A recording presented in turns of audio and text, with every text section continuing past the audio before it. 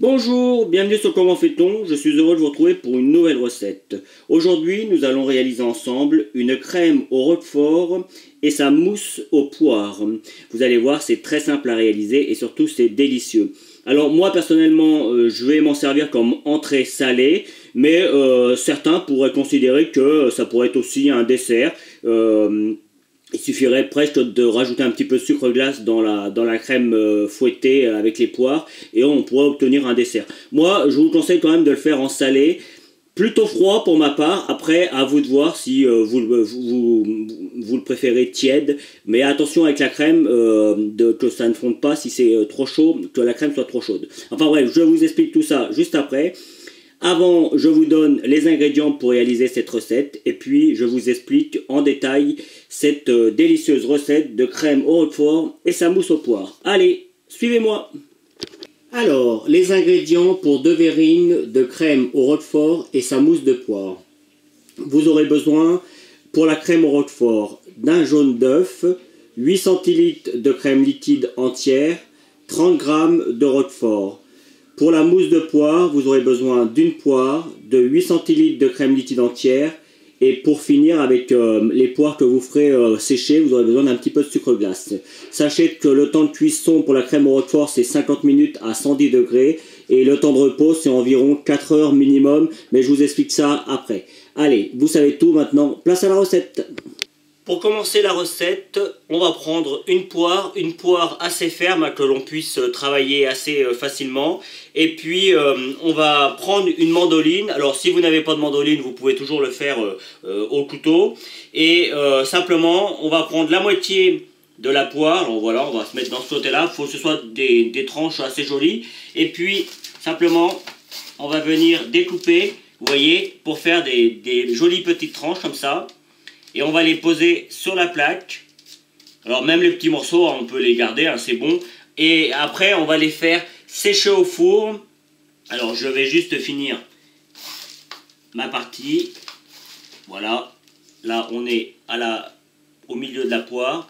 De toute façon, c'est juste pour la décoration. Donc quand vous en avez 4-5, c'est largement suffisant. Avant de les mettre au four à 100 degrés, hein, mais il faut le faire à l'avance parce qu'il faut au moins 2 heures pour que ça sèche correctement. Et juste avant de mettre au four, on prend un petit peu de sucre glace et on vient en déposer dessus. Alors, si pendant la cuisson, si au bout d'une heure, ça commence à prendre un petit peu de couleur, je vous conseille moi de reprendre un petit peu de papier cuisson comme ça, vous recoupez une petite feuille et vous la posez dessus directement sur les poires et vous laissez sécher comme ça. Donc ça c'est la première chose que vous devez faire parce que je vous l'ai dit, cuisson au minimum 2 heures. Moi j'aime bien, hein, franchement pour faire sécher 90 degrés, 95 degrés, c'est vraiment top. Après, vous pouvez mettre un petit peu plus fort, 110, 115, si vous voulez vraiment aller un petit peu plus vite. Mais attention que ça prenne pas trop de couleur. Donc ça, c'est la première chose à faire. Et évidemment, moi, j'ai pris un petit peu d'avance. J'en ai déjà préparé. Donc, on met ça au four tout de suite. Deuxième chose, dans un saladier assez grand, on prend la première partie de crème liquide et on va bien racler pour être sûr qu'il n'en reste pas. Alors moi je l'ai mis dans un petit récipient pour que vous voyez comment je fais, mais vous pouvez peser ça directement dans votre saladier, hein. Hop, voilà, on reprend le morceau de poire qui nous reste.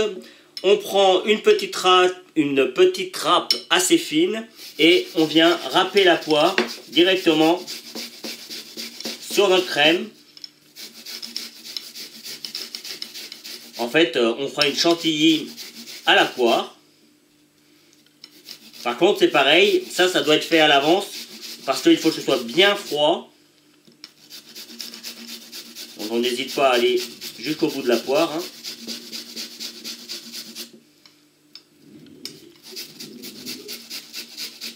Voilà, là j'y suis presque. Vous avez compris le principe, hein, c'est vraiment tout simple. Voilà. Hop, on donne un petit coup. En fait, ça fait comme une petite purée, hein. Et puis, à l'aide de notre cuillère, on va mélanger un petit peu tout ça. Hop, voilà. Et maintenant, on va laisser infuser ça au minimum 3-4 heures. Mais franchement, le mieux, c'est toute une nuit. Comme ça va être bien froid. Et demain matin, le lendemain, vous n'avez plus qu'à donner un coup de batteur et ça va monter sans problème. Si vous n'avez pas trop le temps, au bout de 2-3 heures au frigo, normalement c'est bon, ça montera, hein, mais plus c'est infusé, meilleur c'est. Donc évidemment, on met un papier film dessus. Hop, voilà. Un petit papier film, et c'est parti pour le frigo. Pendant ce temps-là, on va faire la crème au roquefort. Pour faire la crème au roquefort, vous allez voir, il n'y a vraiment aucune difficulté. Dans un premier temps, on prend l'œuf ou les œufs, les jaunes d'œufs pour être exact. Moi j'en fais pas beaucoup, donc j'ai qu'un seul œuf. Et on va venir verser notre crème tranquillement sur notre œuf, sans que ça mousse. Pour ça il faut y aller tranquille. Pas besoin que ce soit quelque chose de... Pas besoin qu'on y aille comme des fous, quoi, c'est ce que je veux dire.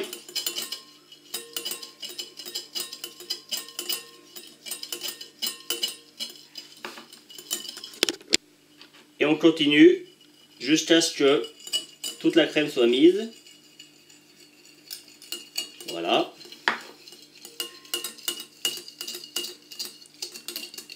Pas besoin de saler ni poivrer puisque on va rajouter le roquefort et ça va suffire à lui-même. Alors le roquefort, on le coupe en petits morceaux, mais de toute façon, quand on va mélanger, ça va se casser un petit peu.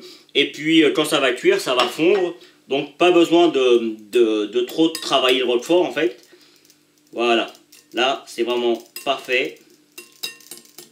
On pourrait même presque mettre le roquefort après, une fois que l'on a versé ça dans les ramequins.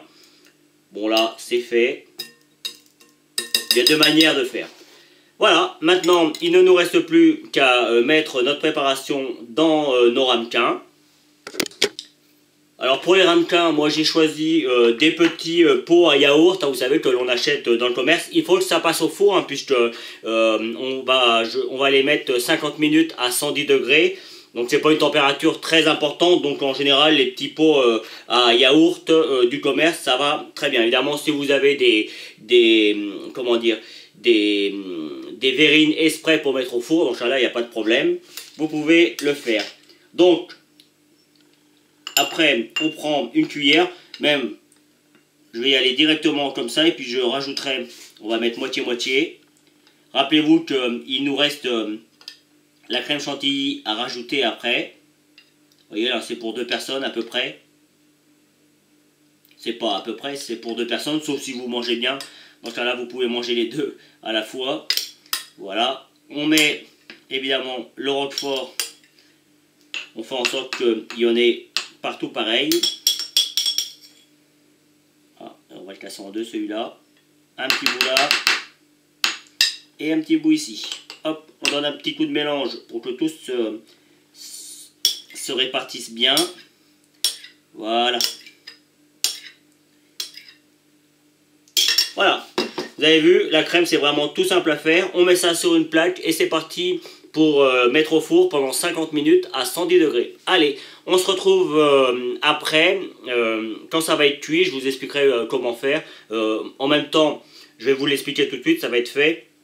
Une fois que c'est fini de cuire, il faut que ça se mange froid. Donc vous les laissez refroidir à température ambiante dans un premier temps. Et puis une fois que c'est froid, vous pouvez les mettre au frigo. Et comme moi, je ferai ma crème à la poire que demain matin sur le coup, puisque là on est le soir.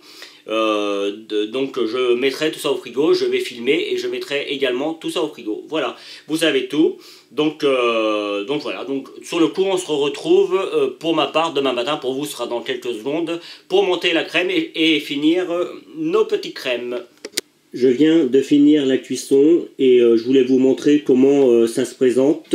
Ça, on obtient une espèce de petite mousse Et vous voyez, on a une petite peau sur le dessus, mais qui ne se verra plus puisqu'on rajoutera la crème à la poire par-dessus. Donc maintenant, le but, c'est de laisser refroidir, comme je le disais précédemment, de mettre un papier film et on met tout ça au frigo. Et on s'en occupe 3-4 heures après. Si vous avez du temps, vous pouvez laisser toute une nuit et vous en occuper le lendemain, comme ce sera mon cas. Voilà. Bien, 12 heures à passer pour moi environ, hein. J'ai sorti ma petite crème avec mes poires, j'ai pris un petit batteur à main parce que j'en ai pas beaucoup. Évidemment, si vous en avez 2-3 fois plus, vous pouvez faire ça avec votre batteur classique, hein, votre robot. Et donc c'est parti, on va monter la crème. Alors c'est une crème fouettée, hein, c'est pas une crème chantilly, puisqu'on va pas rajouter de sucre. On va la monter jusqu'à ce qu'elle soit bien ferme. Allez, c'est parti.